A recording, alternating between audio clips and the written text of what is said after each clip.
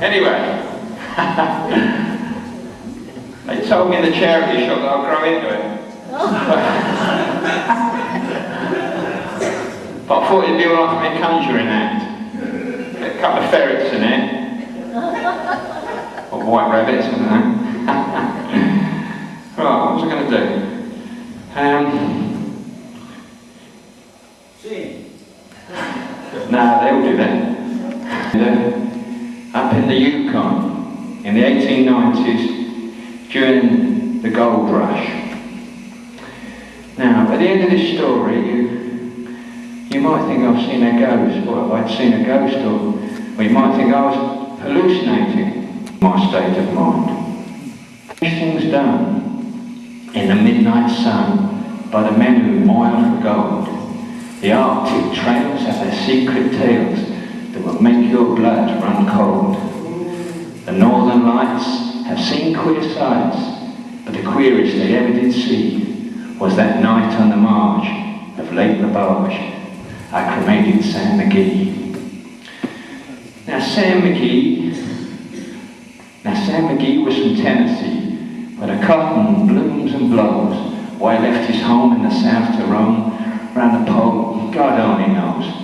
He was always cold, but the land of gold seemed to hold him like a spell, though he'd often say in his homely way that he'd sooner live in hell.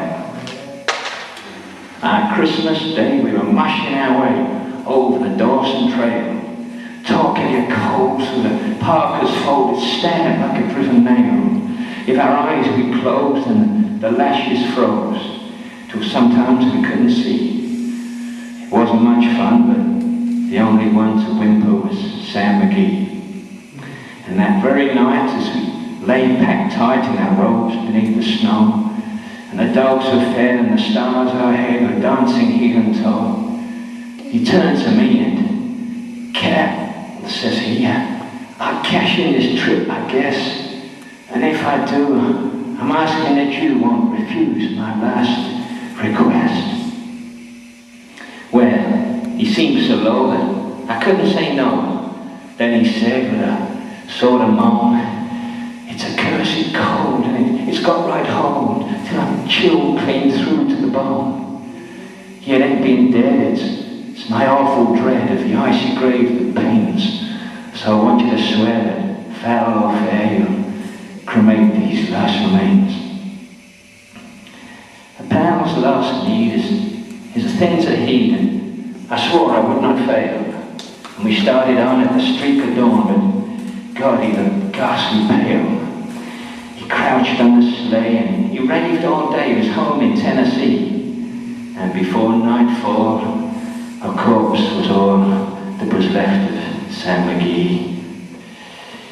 There wasn't a breath in that land of death, and I hurried, horror-driven, with a corpse half hid that I couldn't get rid because of a promise given.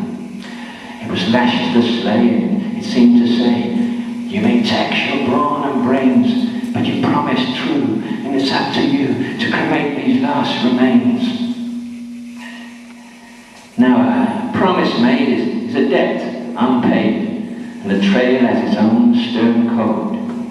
In the days to come, though my lips were dumb in my heart, how I cursed that load. In the long, long night, by the lone firelight, while the huskies round in a ring held out their woes to the homeless smokes, oh God, how I loathed the thing. And every day that quiet clay seemed to heavier grow, and on I went till the dogs were spent and the grub was getting low. The trail was bad and I felt half mad, but I swore I would not give in.